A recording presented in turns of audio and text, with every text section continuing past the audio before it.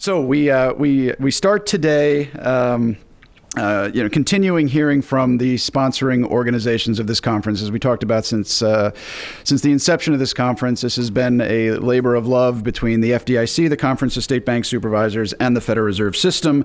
And I am pleased to introduce the President and CEO of the Federal Reserve Bank of St. Louis, Alberto Musalem, at this time. Alberto began serving as President and CEO on April 2nd, 2024. In his role here as President and CEO of the Federal Reserve Bank of St. Louis, he participates on the Federal Reserve's Open Market Committee, which meets at least 8 times a year to set the direction of U.S. monetary policy.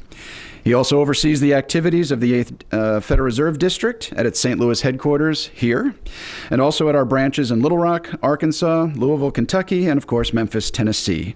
These activities include economic research, fiscal agent responsibilities for the U.S. Treasury, supervision of district financial institutions, community development and regional payments, transparency, technology, and of course, support functions for this Reserve Bank.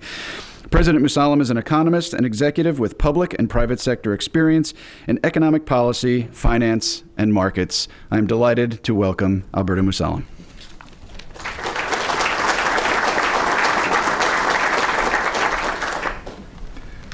Thank you, Jim.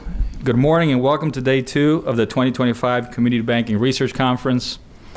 I'd like to thank all speakers and presenters. Your willingness to share perspectives and spark dialogue is why this conference remains an essential annual focal point for researchers, regulators, community bankers, and policymakers.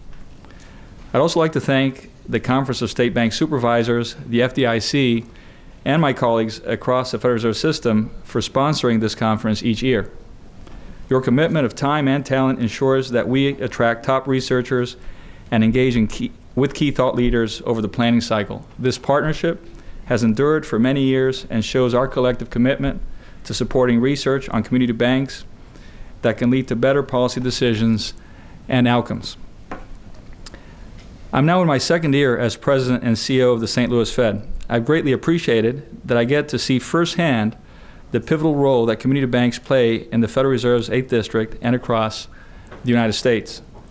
My colleagues and I continuously look to community bankers for critical insights on the health of local economies across the 8th District.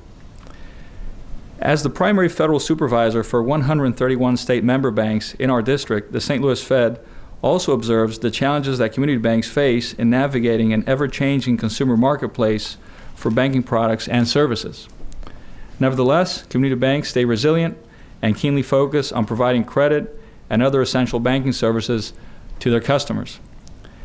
The relationship lending business model enables community banks to combine hard data and soft information on borrowers and other customers and to translate those insights into actionable lending decisions.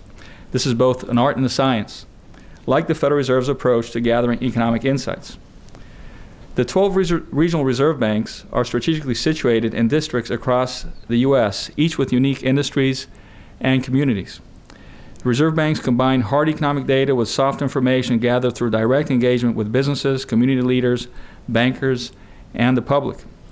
This information helps us develop a more complete picture of the opportunities and challenges of the regional and national economies to better understand the impact of our monetary policy. We heard about several of those challenges yesterday in the presentations on the CSBS annual survey of community banks and during discussions about the impact of failed banks and of bank market power. We heard from key voices at the CSBS and the FDIC and from students on the winning team of the CSBS's annual community bank case study competition. I should note that the team hails from the University of Tennessee at Martin, which is in the 8th District. We also heard from our 2025 community bank keynote speaker, Alexander Price, and learned how a small asset-sized bank can meet a wide range of customer needs and still compete with much larger entities. As we kick off day 2, I'm confident that we will build on the solid foundation set during yesterday's proceedings. Today, during the research paper session, you will explore the impact of technology on small business lending. We will also hear from a panel of experts about the different choices banks have made to remain competitive with banks and non-banks while addressing the ever-changing needs of their customers. This is a timely and important conversation. But first, we will hear from the Federal Reserve Governor Michael Barr, who will deliver this morning's keynote address. Governor Barr began his tenure on July 19, 2022, and served as the Federal Reserve's Vice Chair for Supervision until February 28, 2025.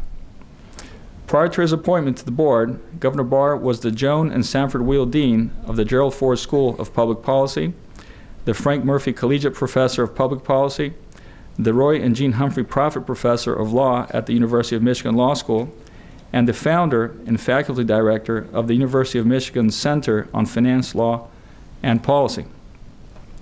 Governor Barr served as the U.S. Department of Treasury's Assistant Secretary for Financial Institutions from 2009 to 2010.